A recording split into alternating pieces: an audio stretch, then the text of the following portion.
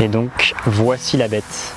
Salut à tous et bienvenue dans cette vidéo. Aujourd'hui je vais vous parler du dernier objectif que j'ai acheté et qui est vite devenu mon objectif préféré pour plusieurs raisons qu'on va voir maintenant.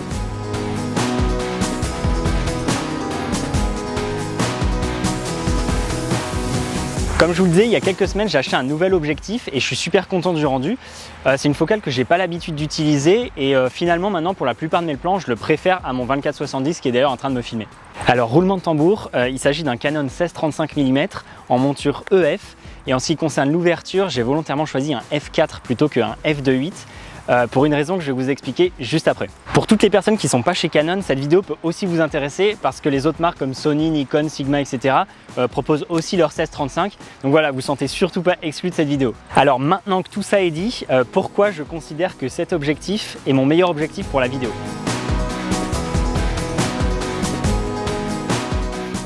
Que ce soit avec mon ancien boîtier qui était un GH5 ou jusque-là avec le Canon R6, j'ai toujours shooté avec une focale minimale de 24 mm, ce qui n'était pas super dérangeant pour le contenu que je fais qui est surtout orienté voyage et aventure. Là où je me sentais limité, c'était plus pour les vidéos urbaines où je suis en centre-ville avec des grands bâtiments, les vidéos d'intérieur, mais aussi les vidéos vlog où je parle à la caméra. Parce que 24 mm, même si c'est encore considéré comme grand angle, c'est pas non plus ultra large et on se sent vite bloqué quand on est dans des petits espaces avec pas beaucoup de recul. Alors par contre, attention, il y a toujours moyen de faire des très belles vidéos sans ultra grand angle, c'est pas une nécessité non plus. Pour vous donner une idée de la différence entre 16 mm et 24 mm, je vais vous mettre quelques rushs à l'écran pour que vous vous en rendiez compte. Comme vous pouvez voir, la différence est assez visible, tout paraît plus loin avec le 16 mm et on voit bien plus d'éléments dans le cadre, ce qui est parfaitement adapté à de la vidéo immobilière ou bien de la vidéo de paysage quand on est en voyage. En plus d'être un ultra grand angle, cet objectif est assez polyvalent puisqu'il permet de monter à 35 mm, ce qui est une focale assez naturelle puisque ça correspond à peu de choses près à la vision humaine. Donc c'est parfaitement adapté pour les portraits ou les photos et vidéos de produits. Donc vous l'aurez compris, cet objectif qui permet de passer d'un ultra grand angle à quelque chose de plus serré à 35 mm, c'est un énorme avantage quand on ne veut pas s'encombrer avec plein d'objectifs dans son sac photo.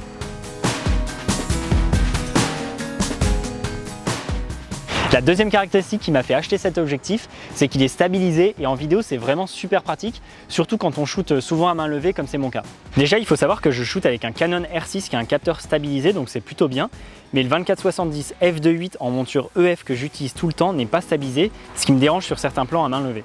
Et point assez négatif avec le Canon R6 mais aussi avec le R5, c'est que quand on utilise un objectif qui n'est pas stabilisé, ça fait beaucoup de jelly effect sur les bords. En gros, quand je suis à 24 mm et que je filme à main levée, il y a pas mal de déformations comme vous pouvez voir sur l'exemple que je vous mets.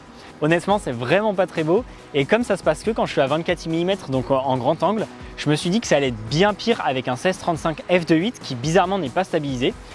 Et c'est pour ça, vous l'aurez compris, que j'ai pris la version f4 qui possède une stabilisation optique. Franchement, après avoir vu des comparaisons, on voit quasiment pas la différence en termes de flou d'arrière-plan. Bien sûr, si j'étais photographe, j'aurais pris la version f2.8, mais pour moi, la stabilisation prenait largement le dessus sur l'ouverture, d'autant plus que je shoot très rarement en basse lumière.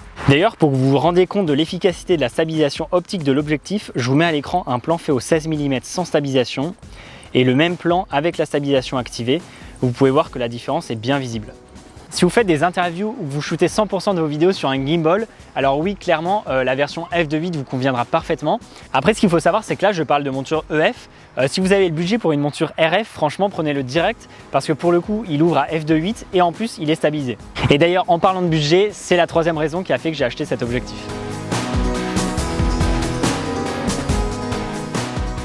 Les montures EF existent depuis des années chez Canon, elles ont largement fait leurs preuves, mais depuis l'arrivée des derniers boîtiers hybrides comme le EOS R, le R5, le R6 et maintenant le R3, ils ont introduit ce qu'on appelle la monture RF. Les objectifs RF sont certes plus modernes, mais ils sont aussi beaucoup plus chers, surtout qu'on trouve maintenant énormément d'objectifs EF en occasion à des prix super attractifs. Pour utiliser des objectifs EF sur un hybride Canon, il vous faudra juste utiliser une bague d'adaptation.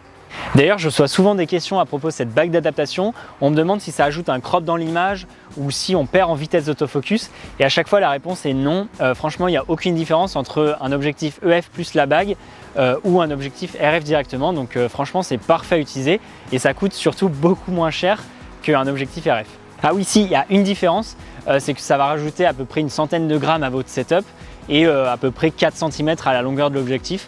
Donc franchement, vu la différence de prix, moi je préfère largement faire ça. Bon, je pense que vous l'aurez compris, mais le 16-35 c'est vraiment un objectif ultra grand angle super polyvalent puisqu'il permet aussi d'atteindre des focales plus classiques comme le 24 ou le 35 mm. Évidemment, si vous êtes un vidéaste animalier, c'est pas du tout ce qu'il vous faut, il vous faut clairement un téléobjectif. Mais franchement, je pense que c'est un objectif qui convient à la plupart des vidéastes. Donc n'hésitez pas à me dire en commentaire ce que vous en pensez, quel objectif vous avez et surtout quelle est votre focale préférée. Parce que jusque là, moi c'était le 24-70, mais depuis que j'ai le 16-35, ça a un peu changé. Donc n'hésitez pas à le dire en commentaire. Et sur ce, je vais faire quelques photos là avec les Golden Hour parce que ça fait super longtemps qu'il n'a pas fait beau comme ça. Et je vous retrouve dans une prochaine vidéo.